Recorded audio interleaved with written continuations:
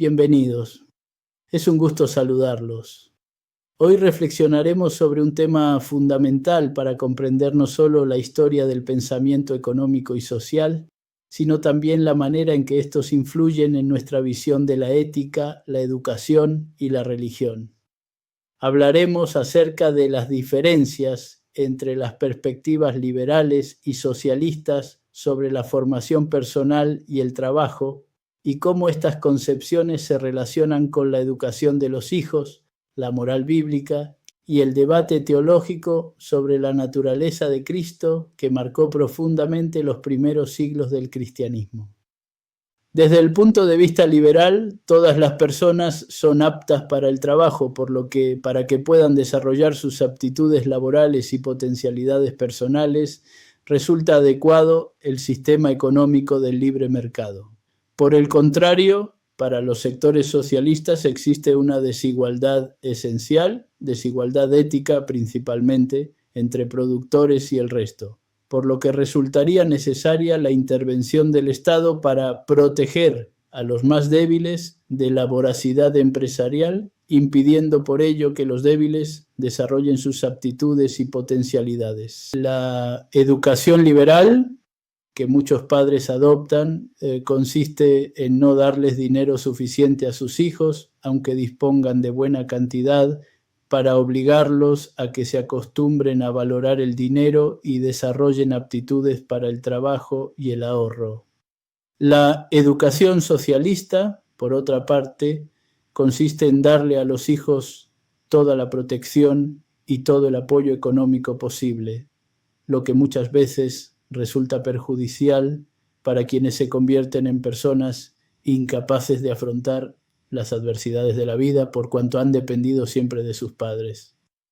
Si consideramos la forma en que los seres humanos nos vinculamos con el universo, surgen dos visiones diferentes y hasta opuestas.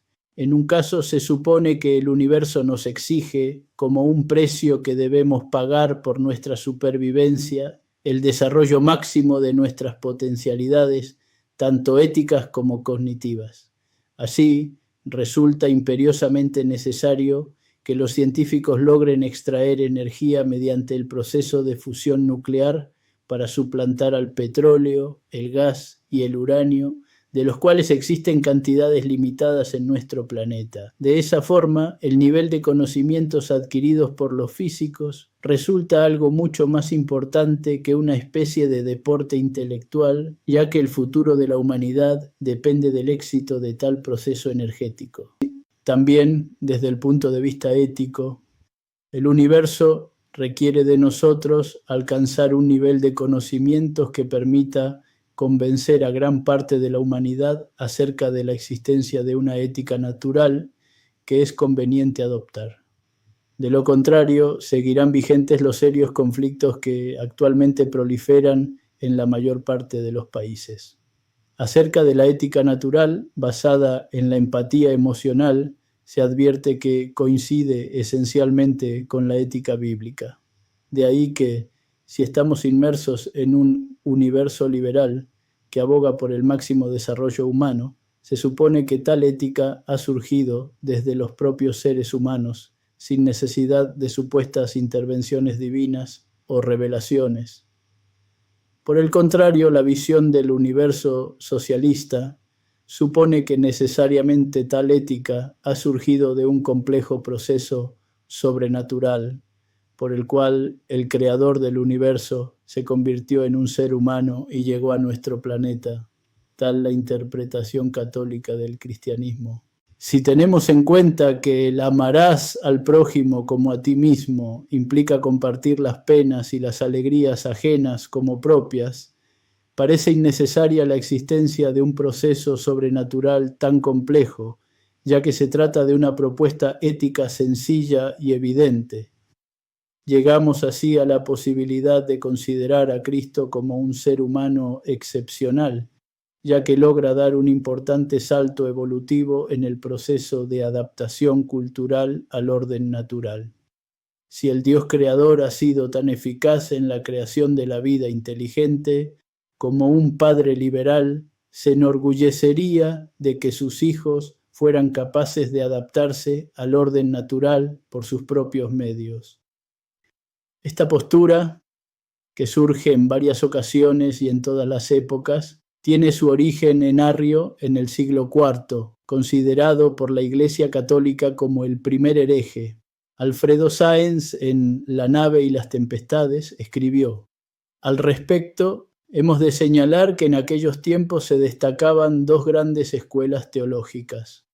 La primera, que era la escuela de Antioquía, insistía en la humanidad de Cristo más que en su divinidad.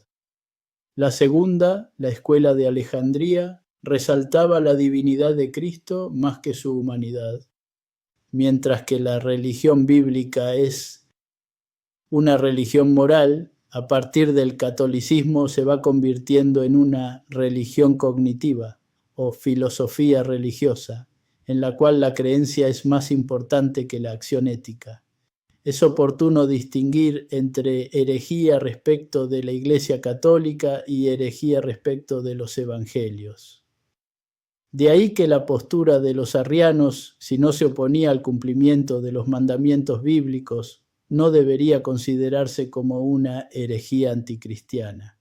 Respecto de la postura de los arrianos y sus principios, Sáenz agrega: no obstante estos principios que rebajaban el verbo al nivel de las criaturas, ponderaba Arrio, según hacen los herejes de todos los tiempos, las excelencias de Cristo, como para cubrirse de las obvias críticas que su afirmación suscitaría.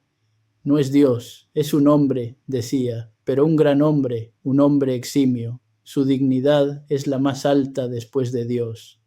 Como primogénito de las criaturas, está por encima de todo lo creado. En el curso de su vida llegó a un grado de virtud tal que merecía el título de Dios. Es divino, aunque no sea Dios. La mayor herejía anticristiana, no caben dudas, es la que predomina actualmente en muchos sectores de la Iglesia Católica y es la teología de la liberación, esencialmente marxismo-leninismo disfrazado de cristianismo. Las verdaderas herejías son las constituidas contra la moral bíblica antes que las constituidas contra la religión cognitiva, que relega la moral bíblica a un lugar secundario. Durante las etapas iniciales del cristianismo, como se dijo, surge el cuestionamiento acerca de la naturaleza de Cristo, ya que se discutía respecto de si era igual o similar a la de Dios. Si se optaba por la primera posibilidad, como efectivamente ocurrió, en cierta forma la Iglesia se aseguraba el triunfo ante las religiones rivales, mientras que en el segundo caso se aceptaba la posibilidad de una legítima competencia. Puede decirse que la Iglesia confiaba más en la divinidad del mensajero que en la veracidad del mensaje. Desde un punto de vista actual, puede advertirse que la actitud adoptada implica negar la legitimidad de las demás religiones y así promover conflictos, mientras que la segunda posibilidad permite mostrar que la superioridad del cristianismo se justifica esencialmente por la veracidad del mensaje.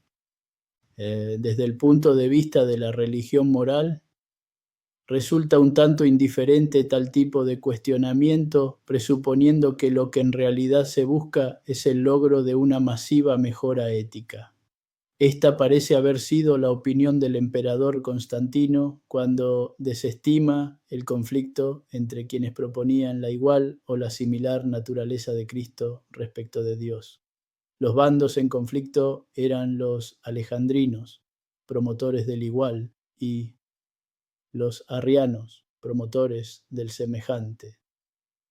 Gerardo Vidal Guzmán, en Retratos de la Antigüedad Romana y la Primera Cristiandad, escribió: sea como fuere, una vez que el arrianismo se encontró dueño de la corte, orientó todos sus esfuerzos a debilitar las proposiciones dogmáticas que se habían acuñado el año 325. Era difícil contradecir abiertamente ante el pueblo cristiano las tesis del prestigioso Concilio de Nicea. Más viable parecía transformar su significado, y así se hizo acudiendo al más simple de los expedientes, el ortográfico. En Nicea se había declarado a Cristo incomousio de la misma naturaleza que el Padre. Pues bien, intercalando una simple y minúscula iota griega en la palabra, era posible transformar el sentido de la declaración. Homoiousios significaba en griego de naturaleza semejante. Se trataba de una argucia que evitaba al arrianismo toda descalificación teológica que proviniera de la autoridad conciliar y que lo habilitaba en pleno para continuar su obra de propaganda y expansión. La pequeña diferencia de una letra implica nada menos que la diferencia entre religión natural y religión revelada. Así, si se acepta que Cristo es el Hijo de Dios o del orden natural, se tiene una religión natural enteramente compatible con la ciencia. Si por el contrario se acepta que Cristo es igual a Dios, se tiene una religión revelada incompatible con la ciencia. En el primer caso se considera que la religión surge del hombre, mientras que en el segundo caso se considera que surge de Dios. Jonathan Kirsch, en su obra Dios contra los dioses, da su versión del conflicto. En última instancia, los teólogos de ambos bandos consiguieron condensar la controversia entera en una elección entre uno o dos eslóganes.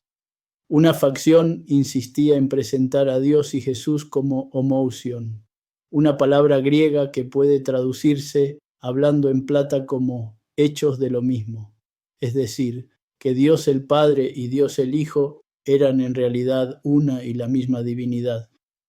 La otra facción porfiaba en presentarlos como homoiousion, o sea, hechos de algo parecido, o lo que es lo mismo, que Dios el Padre podía y debía distinguirse de Dios el Hijo.